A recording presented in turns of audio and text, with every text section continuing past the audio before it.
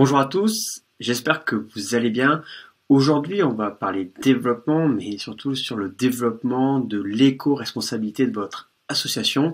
C'est un thème, je pense, qui doit être maintenant primordial pour tout type d'association et même tout type d'entreprise et de foyer familial où on doit maintenant commencer à se responsabiliser envers l'écologie. Je vais pas donc citer tout ce qu'on peut entendre sur le réchauffement climatique et d'autres problématiques que en fait l'être humain a mis en avant à cause de son développement. Du coup, je me suis dit que c'était quand même important de parler de l'éco-responsabilité, sachant que je prône aussi le développement du monde associatif, mais un développement, disons un développement d'un monde associatif plus vert. J'ai vu passer une infographie de Fair Play for Planet, je vous mets le lien dans la description, et ça va du coup donner envie de faire cette vidéo en reprenant leur infographie et un petit peu expliquant tout ce que vous pouvez mettre en place très facilement au sein de votre association. La première chose donc qu'il conseillait, c'était de nommer une personne. Et en effet, si en fait personne vraiment est responsable de ce projet d'avoir une association un peu plus verte, un peu plus responsable en termes d'écologie, mais finalement personne va le mettre en place. Du coup, l'idée c'est de nommer un référent, une personne qui va finalement se charger. Alors pourquoi pas de mettre en place donc du tri sélectif, d'organiser un atelier de sensibilisation si elle le souhaite, de pouvoir en fait tout simplement être un référent, le pilier de ce projet. Ça peut être une personne qui est nommée tous les 6 mois, une année, ou si quelqu'un vraiment souhaite prendre ce projet à bras le corps, cette personne-là pourrait être le référent à vie. Et après, avec d'autres membres de l'association, à d'autres membres de l'association, peut-être de l'aider pour pouvoir mettre en place ce projet facilement. Après, quelque chose qui est tout simple à mettre en place, c'est de trier les déchets et de nettoyer la salle. Pour ça, à vous de mettre à disposition les poubelles et les sacs poubelles nécessaires, donc noir, jaune, vert, pour que en fait on puisse trier les déchets et aussi apprendre à vos adhérents quand ils quittent la salle de la quitter rangée, de ranger leurs propres déchets, voir s'il y en a qui traînent, de le faire pour les autres de façon solidaire et collective. Donc vous finissez peut-être 5 minutes plus tôt et avant de partir, vous les éduquez à le faire et après normalement ils le feront d'eux-mêmes. Donc ces 5 minutes-là, ça sera le entre-deux cours. Pendant que vous accueillez votre cours suivant, eux pourront le faire. Mais voilà, l'idée c'est d'initier au moins ce mouvement-là. Peut-être que le référent pourra aussi le faire dans un premier temps en parallèle de vous qui donnez des cours de sport notamment. Ensuite, il va falloir penser à éteindre les lumières. Alors ça, c'est pas anodin, mais dans ma propre salle de sport, des fois, les personnes n'y pensent pas forcément ou se disent que c'est un minuteur et du coup vont laisser la lumière allumée et partent. Alors ça c'est pareil, soit on essaye avec la mairie de mettre en place un minuteur et du coup ça se coupe à par exemple 2 minutes et du coup on est serein. Sinon pensez pas à chaque fin de cours, à la fin de la journée, de vérifier si rien n'est allumé parce que c'est des sources d'énergie qui sont gaspillées finalement. Vous pouvez derrière ça agir aussi contre le gaspillage et cette fois-ci alimentaire. Vous pouvez faire une petite formation avec vos adhérents sur le goûter, qu'est-ce que vous pouvez utiliser comme goûter et peut-être aussi identifier les sources de gaspillage et comment faire pour les éviter.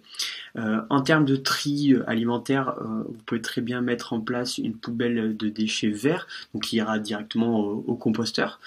J'imagine que beaucoup de sportifs vont manger peut-être des bananes ou des pommes et finalement on va laisser soit la peau, soit le trognon. Donc ça va être important peut-être de leur donner un endroit pour qu'ils puissent poser leurs déchets verts et du coup vous ensuite le recycler, la personne responsable ou à tour de rôle, quelqu'un va amener ses déchets verts soit à la déchetterie, soit sinon si vous avez vous-même un composteur dans votre potager, ça peut être intéressant.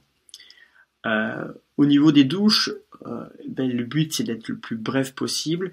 L'idée c'est peut-être de faire un jeu et vous mettez une chanson avec une enceinte portative et à la fin de la chanson la douche doit être finie, donc c'est à peu près entre 3 et 4 minutes, c'est largement suffisant. À eux d'essayer de se responsabiliser vis-à-vis de ça. Bon, bien sûr, quand vous avez gagné le championnat en fin d'année et que tout le monde s'arrose, bon, là, à la limite, il y a des exceptions et on sait que c'est la rareté qui fait aussi la chose. Ensuite, je vous propose de sensibiliser vos adhérents aux moyens de locomotion éco-responsables. Si la personne habite à 100 mètres, peut-être que si elle est assez grande, elle peut venir à pied.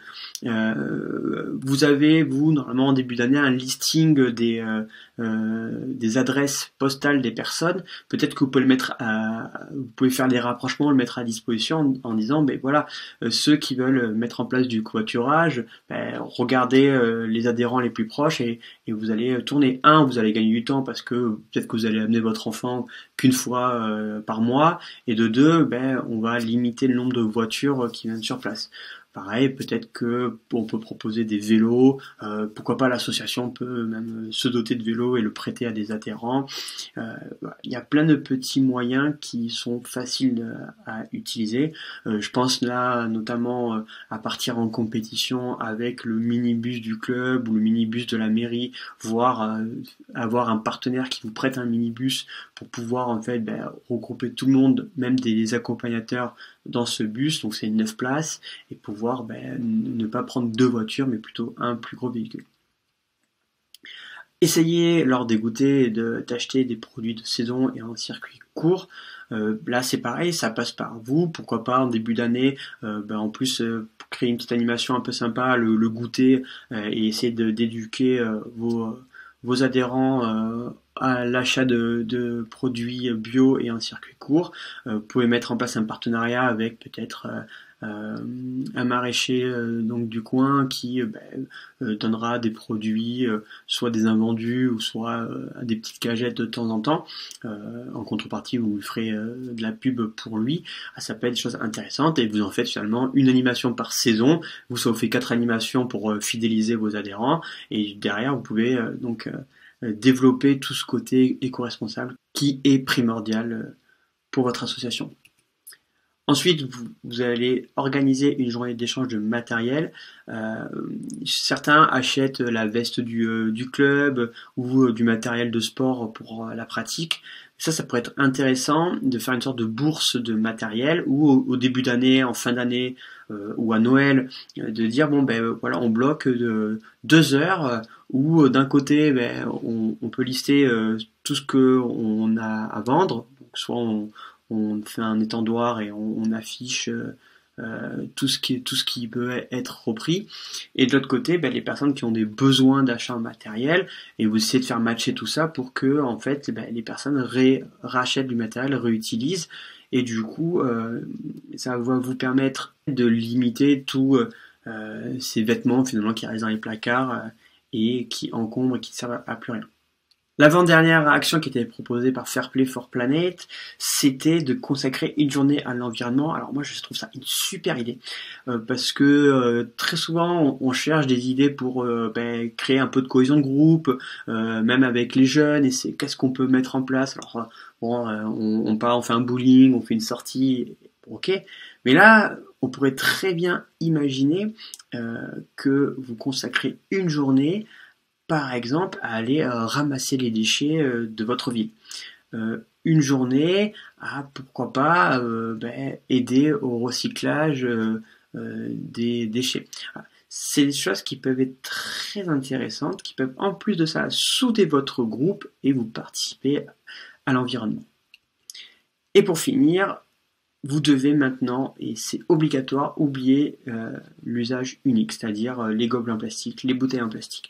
Alors c'est vrai qu'avec le Covid, c'était toujours compliqué parce que du coup, il fallait maintenant tout séparer, même les goûters, il fallait que ce soit à usage unique, donc dans les petites poches. Enfin, Maintenant, j'espère que ça va être derrière nous et du coup, ayez votre propre EcoCup. Il y a des gourdes en inox qui existent, qui sont je suis sûr que dans votre ville, il y en a qui en fabriquent. Aux alentours de 5-6 euros, vous pouvez en trouver. Vous pouvez même surtout les customiser aux couleurs de votre association et l'offrir en cadeau de bienvenue ou en lot de remerciement ou le mettre en vente pour développer votre partie merchandising. Mais en tout cas, voilà, essayez vraiment de mettre ça en place parce que si votre association ne le fait pas, finalement, qui va le faire derrière? Donc, trouvez des verres, des gourdes, même quand vous allez faire des repas, essayez d'utiliser des couverts qui se recyclent ou même des couverts en métal finalement, vous allez les laver, ce qui permet de limiter tout ce côté déchets. Voici donc pour les 10 actions. Je pense que c'est à nous, associations, à faire tout pour éduquer les humains avec un grand H à avoir un mode de vie plus vert. Donc voici 10 astuces que vous pouvez mettre facilement en place pour le développement d'une association plus verte. Je vous souhaite à tous une très bonne journée et je vous dis à vendredi prochain pour une nouvelle vidéo.